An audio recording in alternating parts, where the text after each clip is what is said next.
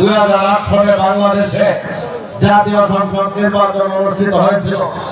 সেই নির্বাচনে এই ভালুকাবাসী আমাকে বিপুল ভোট দেওয়ার পরেও আমরা সেদিন ষড়যন্ত্রের কাছে পরাজিত হয়েছিলাম। প্রিয় সাথী ভাইরা, পরবর্তীতে 2014 সালে আমরা আবার নির্বাচনের প্রস্তুতি নিলে বাংলাদেশ জাতীয়তাবাদী দল সেই নির্বাচনে অংশগ্রহণ করে নাই। আমরা বিভিন্নভাবে মামলা হামলার শিকার হয়েছি, আমরা পুলিশের গুলিবিদ্ধ হয়ে অনেকে আহত হয়েছি। কিন্তু 2014 সালের সেই নির্বাচনটি বন্ধ করা সম্ভব হয় নাই। সেই ভোটারবিহীন নির্বাচন 2014 সালে আবারও ফ্যাসিস্টকে সরকার এনেছে। আমরা পরবর্তীতে লাগাতার আন্দোলন সংগ্রাম করে 2018 সালের নির্বাচনে অংশগ্রহণ করি। 2018 সালে বাংলাদেশ জাতীয়তাবাদী দল আবার ওই আসনে ধানের শীষ প্রতীক নিয়ে আমাকে নির্বাচনের জন্য প্রার্থী করা হলেও সারা ভালুকার মানুষ সেদিন ধানের শীষের পক্ষে থাকা সত্ত্বেও আগের রাত্রে সিল মেরে সেদিন ধানের শীষকে পরাজিত করে ভোটের আগের দিন সংসদ সদস্য নির্বাচিত করা হয়েছিল। প্রিয় সাথী ভাইরা, পরবর্তীতে 2023 সালে আরেকটি নির্বাচন হয়।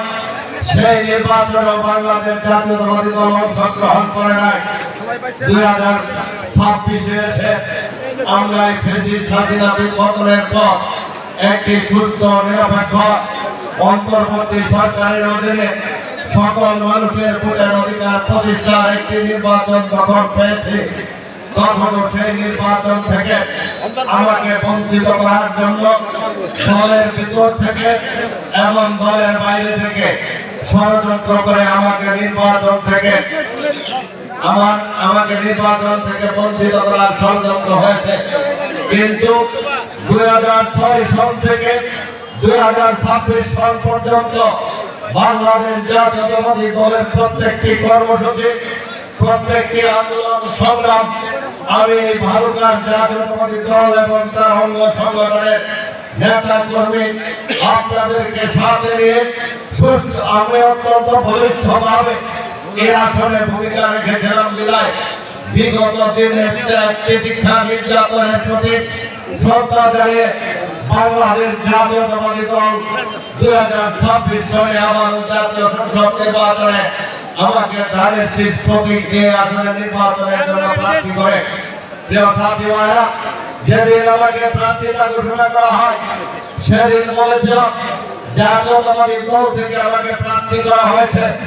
কিন্তু আমি শুধু জাতীয়তাবাদী দলের নয়, এই ভালুকার সকল রাজনৈতিক দলের মানুষের মতামত, সকল রাজনৈতিক দলের সমর্থন, সকল রাজনৈতিক দলের ভোট সংগ্রহ করে এই ভালুকার জাতীয় সংসদ সদস্য হতে চাই। আপনারা সেদিন আমাকে অনুমতি দিয়েছিলেন, আমি আপনাদের সেই অনুমতি সাপেক্ষে ভালুকার সকল রাজনৈতিক দলের সাথে, ভালুকার সকল শ্রেণী পেশার মানুষের সাথে, ভালুকার সকল অরাজনৈতিক সামাজিক সংগঠনের সাথে, শিক্ষক, চাকরিজীবী, পেশাজীবী, আইনজীবী, ডাক্তার, ইঞ্জিনিয়ার, এমনকি ব্যবসায়ী সহ শ্রমিক, বিভিন্ন পেশার শ্রমিকদের সাথে মত বিনিময়